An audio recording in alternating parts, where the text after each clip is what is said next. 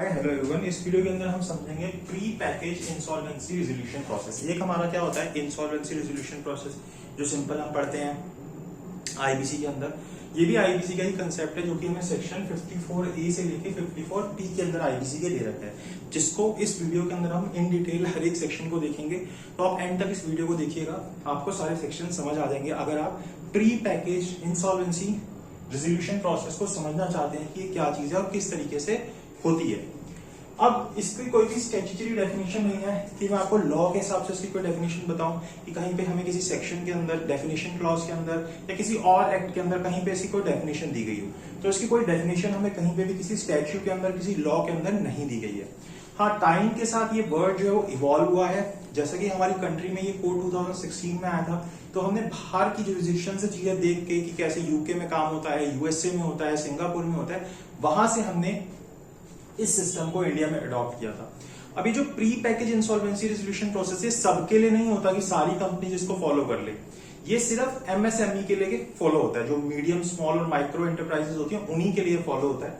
अब इसके अंदर क्या होता है, जैसे इसका जो नाम है वो अलग अलग जगह पे अलग अलग नाम से जाना जाता है। जैसे हम इसको pre package insolvency resolution process India में बोल रहे हैं, इसी तरीके से प्री प्लान सेल यूएसए में बोला जाता है, प्री पैक सेल यूके में बोला जाता है, स्कीम ऑफ अरेंजमेंट हम इसको सिंगापुर में बोलते हैं।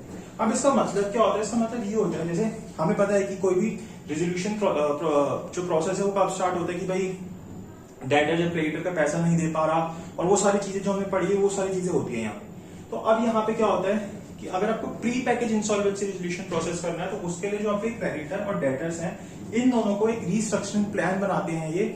और ये ऐसा रीस्ट्रक्चरिंग प्लान होता है जो कि हम पहले से ही एग्री कर लेते हैं इंसॉल्वेंसी की पिटीशन फाइल करने से पहले।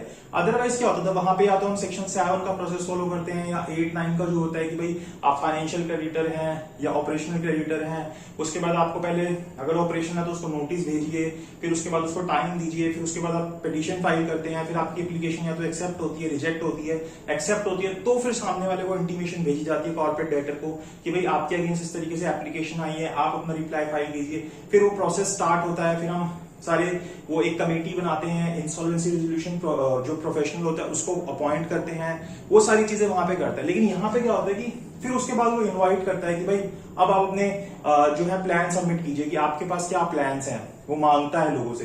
तो यहाँ पे क्या है कि इतना लंबा प्रोसेस करने की जरूरत नहीं है, पहले से ही एग्री हो रहे हैं, डेटर और पेटर पहले से एग्री होकर जा रहे हैं, फाइल कर रहे हैं कि हमारे पास ये जो है प्लान है, हम ये करना चाहते हैं, आप इसके ऊपर हमें आप प्रोसेस कीजिए। ट्रिब्यूनल से जाके बोलते हैं। तो इसी को हम क्या बोलते हैं, pre package insolvency resolution process. तो इसको हम अब सेक्शन वाइज इन डिटेल आगे देखेंगे।